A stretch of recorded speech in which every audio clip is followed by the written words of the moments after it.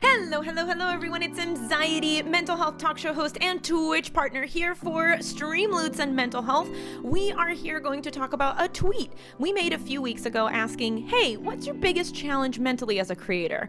Well, we got a lot of responses and some of them overlapped. And so we decided to make a few videos addressing the top ones. And the one we're talking about today is comparison. A lot of people compare themselves to other people. I want to talk about how that's not always bad, where that can be good, and how you can apply that to make sure that you're the best streamer that you possibly can be. Streamloots' goal is to support you through all stages of development as a content creator. So that's why we're here, and that's why we're going to talk about this. Let's talk about comparison. So comparing yourself doesn't have to be a bad thing, right? Throughout history, the goal of comparing ourselves is to be better, to see what somebody else is doing and either replicate that in a different way or to compare that to what we're doing in order to change our course. The problem with comparison is when we do it in a negative way. So let's talk about that. Psychologists believe that there's two ways that you can compare yourself. There's upward comparison and there's downward comparison. Both have a purpose for you. So when we compare ourselves upward, we're comparing ourselves to somebody who's doing better than we are.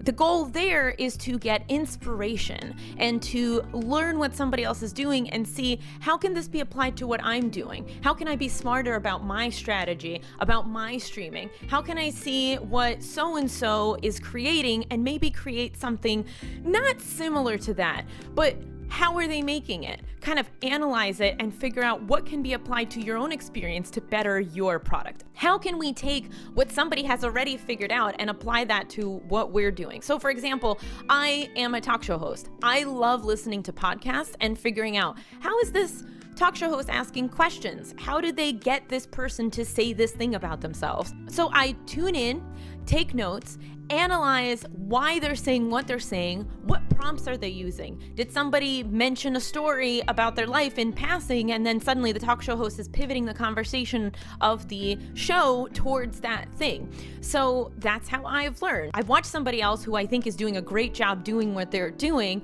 and seen what can I learn from them. That's the inspirational part. That's the upward comparison. Now there's also something called downward comparison. So comparing ourselves to people who might be doing worse than us.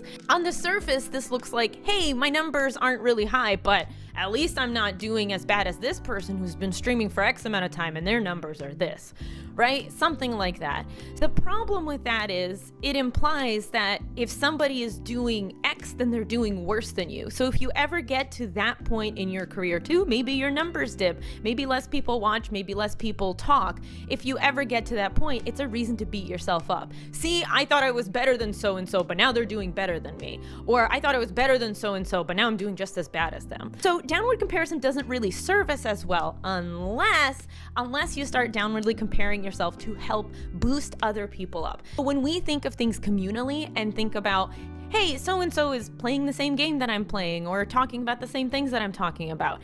If I can boost them, then I can boost the topic. And if I boost the topic, then more people are paying attention to it. And if more people are paying attention to it, then both of us will get attention. So ultimately, if you think about things, if you compare people downwardly in order to lift them up with you, ultimately everybody comes up, right? There's an expression, rising tide lifts all boats, and I strongly believe that that's true. And you will feel a lot less lonely if you have other people who you know you're kind of fighting the same battles with, right? People are self-conscious about their numbers. People are nervous that they're not good enough as somebody else. So why not lift up other people and move up with them? As a group, you tend to get more attention than just one person. So consider that. Next time you compare yourself downwardly to somebody, consider if there's something you can do to boost them up. And then ultimately that boosts you up too. The goal isn't so that we compare ourselves or don't compare ourselves. It's recognizing why you're comparing yourself. What is the comparison for?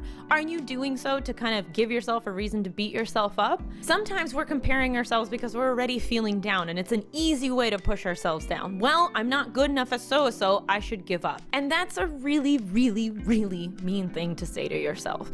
We're all on our own path. So ultimately recognizing that comparison is only good when it serves us as inspiration for people in a similar boat as we are is a lot more helpful than just comparing ourselves to arbitrary people. I mean, arguably, Lena Dunham is doing way better than me, or Taylor Swift. But if I'm comparing myself, let's say, to another creator in the same space who's doing talk shows and maybe about mental health, I can learn something from them. Make sure that when you compare yourself, it's a productive thing. If you find that it's not a productive thing, it might be time to talk to a therapist. It might be time to figure out, why am I making these comparisons? What am I trying to accomplish out of it? How is it helping me, and how is it making me feel worse? The thing about comparisons that's problematic is that it ultimately strips you from the uniqueness of you. Sure, you're not Ninja, you're not Ammunition, you're not Pokimane, you're not Felicia Day, but you are you, and you are doing something that's ultimately something that nobody else is doing. And guess what? None of those people are you either. There's something that you are doing, that you are creating, that has a very unique approach, just like all of us. All of us are unique because no two of us have gone through the same thing and have the same background. So maybe there's a way that you can bring your background, your knowledge, your life to your stream. So sitting down and thinking about your strengths and thinking about what makes you unique and what makes your content valuable is a way better way to spend time than comparing yourself to figure out how you don't measure up.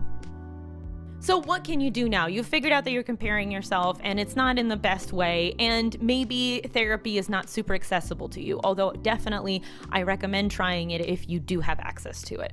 The thing that I try to do, and this is going to be a lot harder for some people than others, it's pretty hard for me, write down 3 things that you find to be wonderful about yourself. Write down 3 things that you love about yourself that you think are unique, and start from there. What can you do with these unique qualities? What makes them unique? What makes them something that maybe, again, Ammunition or Ninja have never tried or done before? And see where that nets you, because ultimately, if you're starting out by not comparing yourself, you're probably going to have an easier time staying in your lane and bettering your own content. And again, if you find that you're doing better than somebody else, see if you can lift them up and see if you can help them out. And that also makes us feel really good usually. Finally, if I leave you with nothing else, I'm also a yoga instructor, and in yoga there is this belief that you shouldn't compare yourself to somebody else in class. You should compare yourself to how you did last class and the class before that.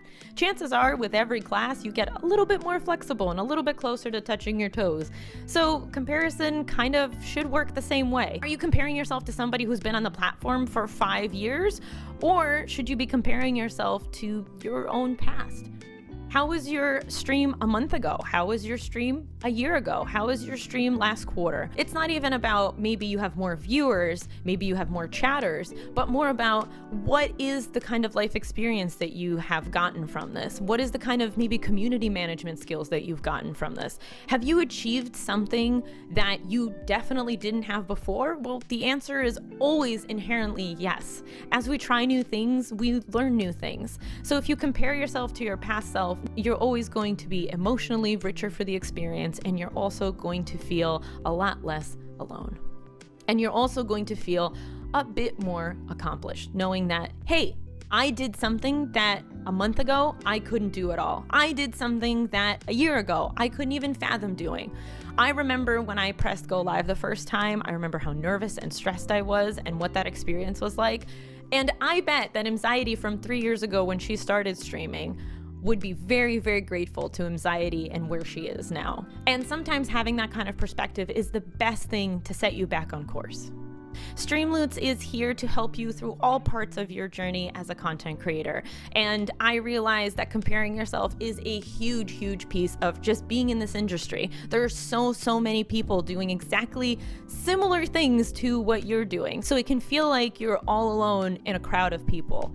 But the reality is that can be a good thing. So I hope this helps. Please hit subscribe, like, and do all the things. Comment, let me know if there's something else that you would like for us to discuss. Let me know how you beat comparison. And until next time, be the light. I'll see you soon. Bye, bye, bye.